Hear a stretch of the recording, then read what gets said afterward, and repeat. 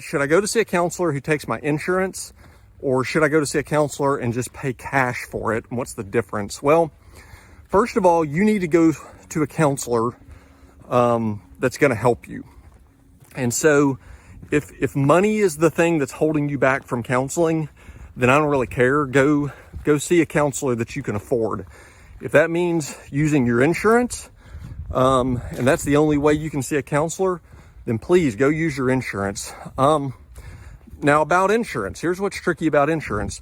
In order to bill your insurance, number one, you need to make sure it's a counselor that takes your insurance. A lot of counselors don't take insurance anymore, and I'll tell you why in a second.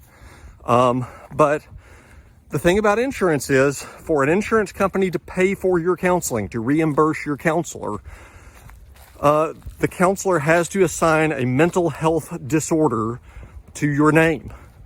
This is an anxiety disorder, major depressive disorder, recurrent, moderate. That's a very formal diagnosis. Generalized anxiety disorder, bipolar 1 disorder, bipolar 2 disorder, those types of things. There are also things called adjustment disorders with anxiety or with depressed mood, things like that. Okay, but an insurance company is not going to cover couples counseling if the counselor calls it couples counseling. Now, you may be there for couples counseling, but the counselor, your therapist, is going to have to assign one of you with an adjustment disorder with anxiety or a depressive disorder or something to get the insurance company to pay for it. I'm getting a little on my soapbox now, but when I used to do that, let me be honest, okay? But I started to feel a little unethical about it because I think putting these labels on people just to get the price down started to feel a little bit unethical, okay? And I'm not saying I did anything illegal or anything. I mean, it's the way the game is played. It's the way the system works, and everybody knows it. But I just didn't like it because those labels follow people.